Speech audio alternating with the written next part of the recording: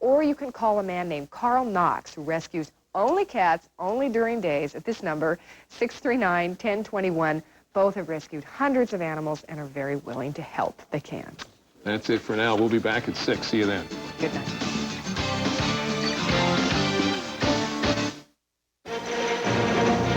General Colin Powell getting ready to announce. David Martin reports Powell's decision about possibly running for president is now expected to be announced this week.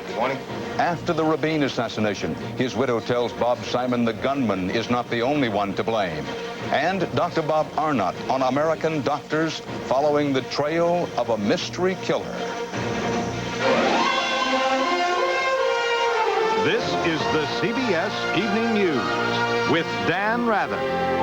Good evening. Colin Powell's make-or-break in or out announcement on a Republican presidential bid is imminent. In public, Powell gave no hint as he emerged from 2 weeks seclusion to deliver a paid speech to a group of travel agents.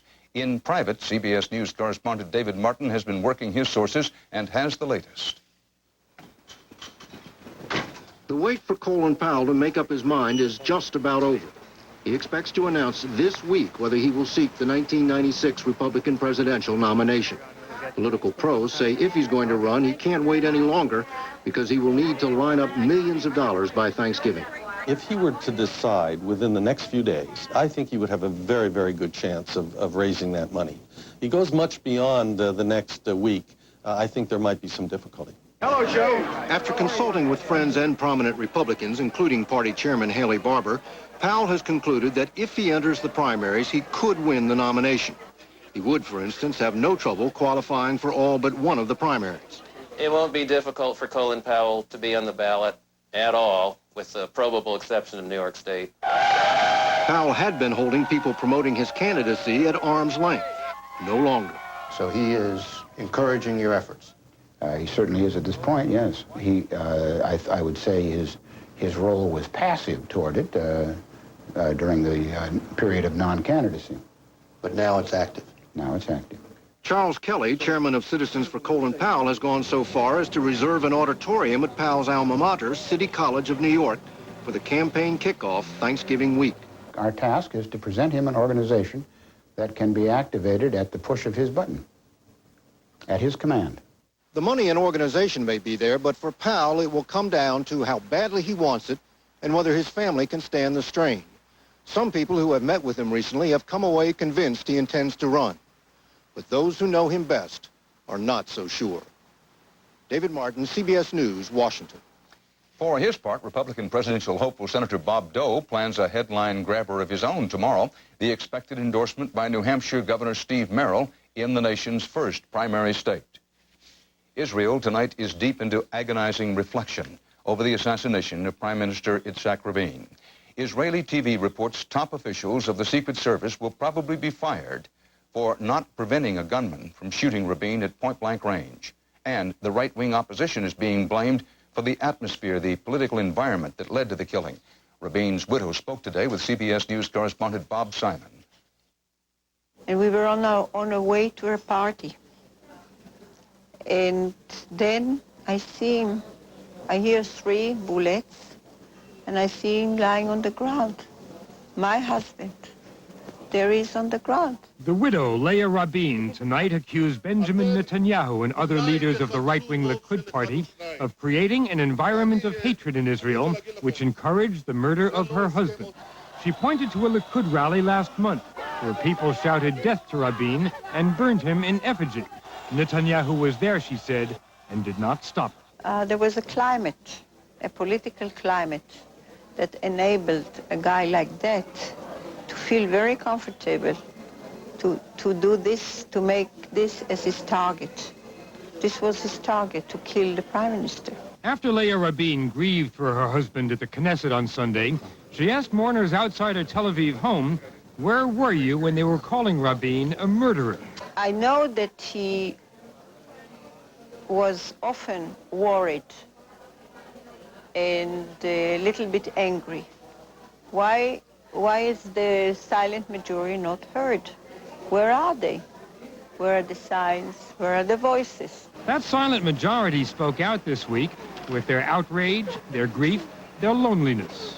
Is the loss greater or less when you know you've got an entire nation and much of the entire world mourning with you? Greater. Greater. I think greater. Because as much as I knew about his greatness, and as much as he was everything for us in our life, maybe I didn't grasp. He really has become, in a way, a great symbol of a courageous leader. I wish I could talk to him and tell him, we love you, come back to us. We lost our father. It's the children of Israel who've stood out these last few days, trying to understand this mystery, demanding answers which no one could provide. I become very, very moved watching the kids and want to hope that this was a milestone of change. Bob Simon, CBS News, Tel Aviv. With Rabin buried, the Israeli government lost no time in resuming his work of peacemaking. Correspondent Mark Phillips has that part of the story. In just a day, Yitzhak Rabin's grave has become a national shrine. As promised, the peace process for which he died has continued. The chances for its success may even have dramatically improved. In the West Bank town of Junin today, Israeli and PLO officials arrived, maps in hand, to go over details of handing the town over to the Palestinians. In the Middle East, political storms can hit as suddenly as autumn rainstorms, and there have been both lately. This fresh wind has brought new hope, where even PLO officers now call a fallen Israeli prime minister a hero. A hero, and a knight has fallen. Not all of those paying respects at Rabin's grave had been believers in peace before his death, but there has been something of a conversion here. Rabin's peace effort now has new supporters. I am from the right side of the political in Israel. I hope that it will continue.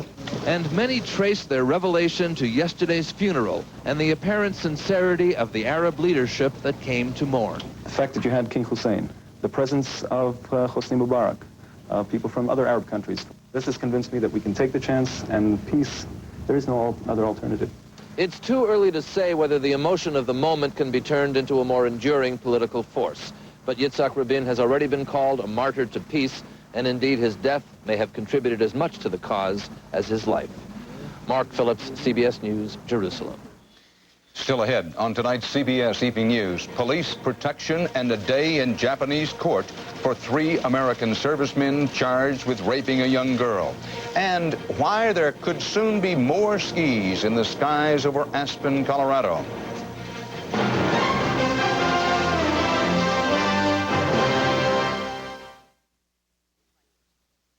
We like prunes. We adore prunes. So sweet and tender. I see. It's a matter of taste. I love when you're flexible. California prunes. Let your mouth make your mind up. For a conquest like this, you need the cushioning and support of a walking shoe and the nerve to look down. Easy Spirit. Inside's our walking shoe. Outside's the whole world. Presto has a great idea. Presto has a great big idea. Professional salad shooter slicer shredder. Big capacity, holds a lot, shoots a lot. Powerful, fast, a variety of cutting blades so you can point and slice thick, slice thin, shred right into the bowl, even ripple cut. Chop great right where you want. Clean up easy, dishwasher safe, store anywhere. Salad shooter! Original, professional, and now professional salad shooter plus from Presto. 3 U.S. servicemen went on trial in a Japanese court today for the rape of a 12-year-old girl. The case has cast a shadow over President Clinton's visit next week and threatened the future of the U.S. military presence in Japan. Correspondent Barry Peterson has our report. Police with riot shields protected the 3 Americans as they entered the courthouse, one to plead guilty to the rape, the other 2 admitting only to a lesser charge that they helped plan the rape. There is no jury system in Japan. The trial is before 3 judges. Even with the guilty pleas, hearing the evidence could take months. It started as a hushed courtroom heard dramatic written statements, first by the father of the rape victim. "I wish to kill those 3 American soldiers," he wrote. And then from the 12-year-old girl herself, these words, "I hope they will be kept in jail as long as they live." They might. A conviction on rape can draw life in prison. Outside the courthouse, small demonstrations and an expression of hope from an American civilian who works on the bases. Justice will take the highest precedence, not the fact that they're American, not the fact that they're military. But the families of the men called a news conference in Atlanta, Georgia today, claiming the men are not about to get a fair trial. I believe my son is innocent. He is not this type of felon to commit any crime.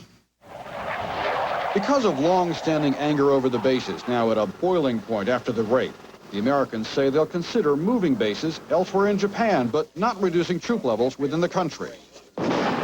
In years past, most Japanese strongly supported America's protective role here. But a new poll tonight shows a dramatic swing against the Americans. 77% of Japanese saying they now think it's time the American military started leaving. Never has opposition to America's presence here been so high. Barry Peterson, CBS News, Tokyo. An update tonight on the case of U.S. Navy Captain Everett Green. The officer formerly in charge of the Navy's Office Against Sexual Harassment was accused of it, asked for a court-martial, and then was cleared of all accusations. But now he says he may be paying a heavy price anyway, as correspondent Russ Mitchell reports. Captain Everett Green has 10 days to convince the Navy he should become an admiral. He thought that was a battle he had already won. I had hoped that, based on the acquittal of all charges at the court-martial, that hopefully we would not have to go this route. Even though Green was cleared of sexual harassment charges, Navy Secretary John Dalton says he is considering blocking Green's promotion to admiral, citing questions about Green's judgment. Green's Navy attorney. About it gives credence to a philosophy that the only thing you have to do is make a complaint, and you can end somebody's career. Green, who ironically was in charge of the Navy's Sexual Harassment and Equal Opportunity Office, admitted to sending personal cards and letters to 2 female officers. The married father of 3 wrote, "Whenever you need to be adored, I will be there." Even if Captain Green had not gone to court-martial, based on the evidence presented, would one promote him? I think not. Green would become one of the Navy's few African-American admirals, and while he does not believe the charges against him were racially motivated, he feels he's being tried again. At this stage, I would anticipate it will continue to be an uphill battle because there are several individuals now that I still have to convince. Green will now take his case directly to Secretary Dalton, but it could become a political hot potato for President Clinton, who will have to decide if this man who was once a guardian of the system should be denied a promotion. Russ Mitchell, CBS News, Washington. Straight ahead, an election ballot measure in Maine today, the nation's latest test on gay rights, and the trail of a mystery disease in Nicaragua before it hits here. AARP and Centrum Silver salute John Whitaker. For helping others, John is honored with a Legacy Award by AARP and Centrum Silver. The Centrum specially formulated for your changing nutritional needs after 50. It's a great time to be silver. Finally, I was soloist instead of my sister Patty. What a time for a cough. Patty gave me Robitussin cough drops. They worked fast, and those vapors. Thanks to Robitussin, I made my sister proud. Robitussin, cough drops from the cough experts. I was really downing those tablets. Started to think there was something really wrong with my stomach. Was I relieved when my doctor said I just needed a stronger antacid tablet. Mylanta tablets are strong medicine, made stronger than Tums, stronger than any other antacid tablet, and made with calcium. Unbelievable. Mylanta tablets, made stronger, made with calcium. My doctor said Mylanta. It started with the idea of giving truckers a better two-way radio system. Then with a war chest of $3,000, they decided to take on the largest company on earth. When the smoke cleared, MCI had changed telecommunications forever. Where in today's world do you find such aggressive, fast-growing companies? Actually, there's a list of them printed every day. NASDAQ, the stock market for the next 100 years. Watch this. Do you see the message on this computer screen? It's a slick new gimmick that critics call mind control. If this is coming at you and you don't even know about it, that's manipulation, and that's invasion of privacy. But if you think hidden messages aren't already part of your life, wait till you see Eye on America. You'll have to watch closely tomorrow on the CBS Evening News. It's Election Day, 1995, not a presidential year, but closely monitored for any possible trend-setting signs for Campaign 96. In governor's races today, Kentucky Democrat Paul Patton campaigned as much against Newt Gingrich and the National Republican agenda as he did against his opponent, Larry Forgy, who hopes to be Kentucky's first Republican governor in a quarter century. In Mississippi, Democrat Dick Mulpus was looking for an uphill victory over Republican incumbent Governor Kirk Fordyce, with a coalition of African-American and women voters. In Virginia, Republicans hope to show that talk of a Republican realignment is real by winning both houses of the state legislature for the first time since Reconstruction. And San Francisco voters will likely face a runoff after choosing today from among three very different Democrats: the incumbent Frank Jordan, veteran legislator Willie Brown, an African-American, and Roberta Achtenberg, a lesbian activist. Also getting national attention today, an issue on the ballot in Maine concerning the rights of homosexuals and lesbians, as Richard Threlkeld reports. There were 8 questions on the ballot, but question 1 vexed Maine voters the most, the issue gay rights. The question on the ballot is confusing and doesn't even mention homosexuals, but a yes vote would overturn a gay rights ordinance here in Portland and exclude gays from protection under the state's Hate Crimes Act. A no vote would leave things as they are. Hi, how are you? On one side are conservatives and religious fundamentalists.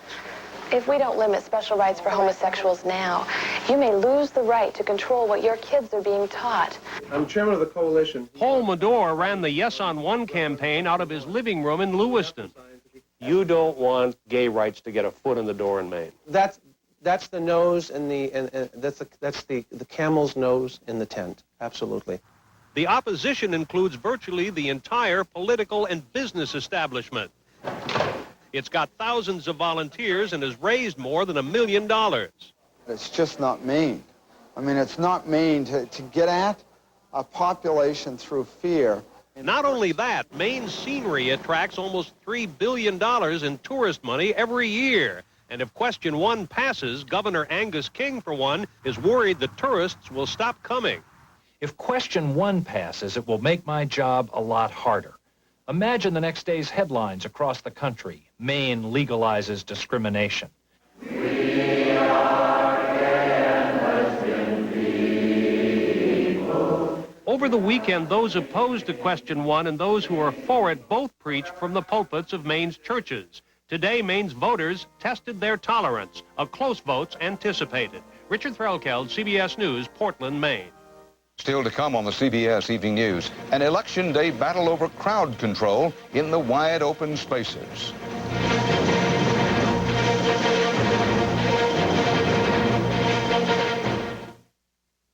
I was coming down with something.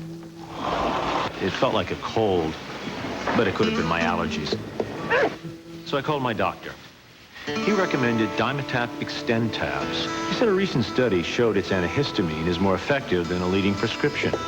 Turns out Dimetap is strong medicine, relieved my sneezing and congestion, and didn't make me as drowsy as Benadryl. Cold or allergy, Dimetap works. Doctors say Dimetap, for good reason.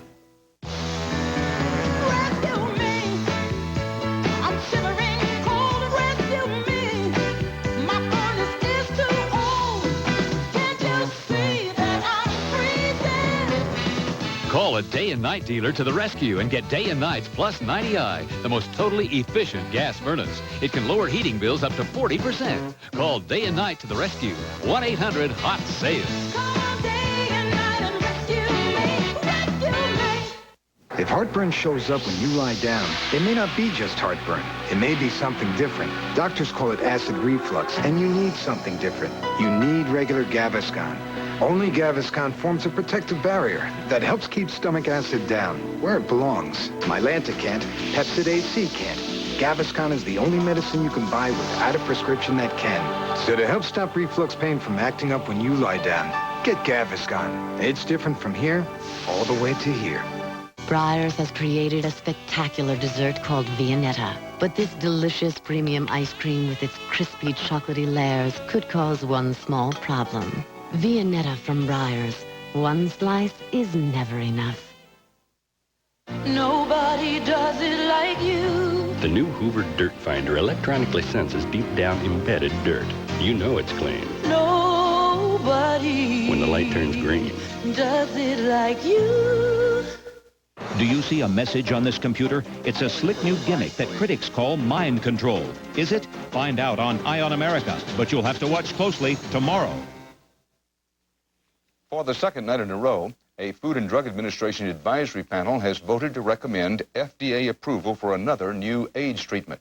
This one, Sequinavir, is the first of a whole new class of AIDS virus fighters. It's meant to be used along with older AIDS treatments.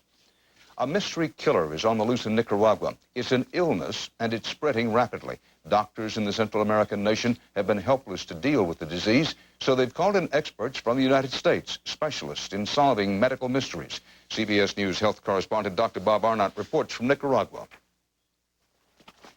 In the past 3 weeks, the disease has swept through Nicaragua, infecting nearly 2,000 people and claiming 16 lives. How are you feeling? My chest hurt, my shoulder. The epidemic has overwhelmed El Sauce, a poor village in northwestern Nicaragua. Doctors there have never seen anything like it. How long have you felt ill? 3 days. Francisco Lopez has the typical early symptoms: dizziness, fever, and abdominal pain. But he also shows signs of internal bleeding. The Nicaraguan Ministry of Health has established a command center in nearby Achuapa, where the epidemic began. As a public health official, are you alarmed at the size of the epidemic? Yes. It's a challenge to the imagination. What baffles and alarms doctors is the unpredictable spread of the illness, from remote areas to small villages, and even here, Managua, the nation's capital. A week ago, the disease detectives, scientists from the U.S. Centers for Disease Control, were called in to help. If the team, led by Dr. Jose Regal, can find the cause of the disease, it may be able to stop it in its tracks. Does it look like anything you've ever seen before? I mean, does it have do the clinical signs and symptoms look like any particular? It doesn't look like any one thing. It looks like many things at different stages.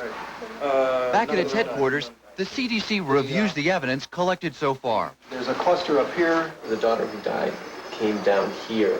The team pursues its best lead, a house where an 11-year-old girl has died. I'm afraid I'm going to get it. Insect specialist Roger Nashi is collecting clues. Roger, what have you found so far? There's a couple of flies, some crane flies. So how intimidating is it to know that you have the entire animal kingdom to look at to try and find an agent? Well, there's a lot of stuff out there. So Dr. Regal looks for a pattern in the data. Is there anything, any clue for you that comes out from this map? Well, nothing that stands out and has a sign that says, that's me. Does this, at this point, look like something that could be new as a disease? Oh, certainly it looks like something that could be a new disease. Late yesterday, a break in the case. Scientists have a name. Our test certainly provides some very positive, very promising evidence that leptospirosis may be involved in this outbreak. Leptospirosis is a bacterial illness. It is treatable in its early stages. But conditions remain ripe in Nicaragua and other countries around the world for the outbreak of other new diseases, with only a handful of disease detectives standing in their way. Dr. Bob Arnott, CBS News, Achuapa, Nicaragua.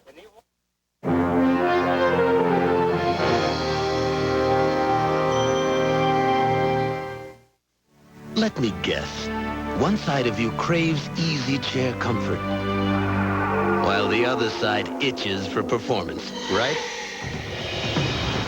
Well, meet Buick Regal with its famous 3800 V6 engine and Grand Touring suspension. Add to that an all-new interior with body-sensitive seats.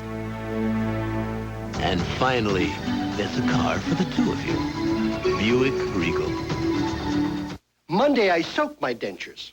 Tuesday, I brush. Wednesday, Stop. Denture-Cream really cleans dentures, and its new Mouthwash Fresh formula has more minty mouthwash ingredients. Denture-Cream. Every day. Now with new Mouthwash Fresh formula. Hey, here's something delicious that has the flavor of fruit, not fat. A low-fat, chewy granola bar from Nature Valley. It's like finding a candy bar with the flavor of fruit, not fat. Just look here in Nature Valley. Finally, great popcorn from your microwave. Presto Power Pop Microwave Multi-Popper. Exclusive power-based concentrates microwaves to pop virtually every kernel. Pop with oil for a buttery flavor. Pop without oil for a healthier, low-fat snack. A third cup of popcorn, 3 quarts of crunch. Other microwave poppers can't measure up. See? Dishwasher safe, too. Nothing pops like Power Pop. That's why it's endorsed by Orville Redenbacher. Power Pop with power in the pop. From Presto.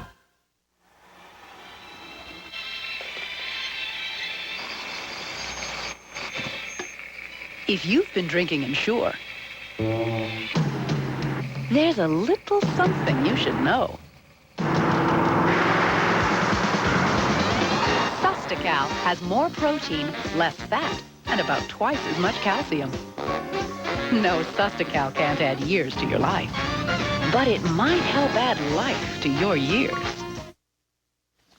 A Las Vegas landmark went down in a cloud of smoke today. The Landmark Hotel, built by Howard Hughes in the 1960s, was blasted to the ground in a spectacular pre-dawn implosion.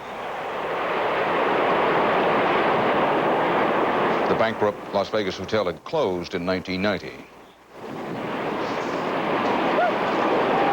Hotels in Aspen, Colorado could be busier than ever before long. As correspondent Bob McNamara reports, that depends on what goes down at the polls today. It is the peak of Aspen's off-season. The deep powder snows and the deep pocket skiers are still weeks away. But the people who live year-round in this high-altitude haven are locked in a down-and-dirty political brawl over the town's future. That's what this is about. Do we care about our tourist economy or not? John Norton works for the Aspen Ski Company. Business has been generally slightly off. So the ski company is pushing a proposal on today's ballot to upgrade Aspen's airport, accommodating bigger jets, carrying more tourists. But opponents argue that bigger is not better. My main worry is industrial tourism, of just hordes of people, masses of humanity filling the town and making it a less pleasant place to live. Aspen has always fought over issues that often become national controversies. But the debates here over smoking or fur coats or gay rights have never gotten as nasty as the fight over growth. You can't have that number of people coming in. It becomes an urban, traffic nightmare on a country road. Author Hunter Thompson would be a Chamber of Commerce nightmare in most places. Oh, right. Here, he is the town conscience. Are you a voter? Gleefully rousing the rabble, handing out anti-airport buttons, and fighting what he calls corporate greed. It's about who really runs the town and who's in charge here. And I've always believed that we have to be. The hills above Aspen may be home to high-priced spreads, and the struggling Main Street merchants may have names like Chanel. But the question here has become familiar. Does making a good living have to mean giving up a good life? Bob McNamara, CBS News, Aspen. And that's part of our world tonight. Harry Smith and Paula Zahn will have the latest election results and analysis first thing tomorrow on CBS This Morning. For the CBS Evening News, Dan Rather reporting from New York. Good night.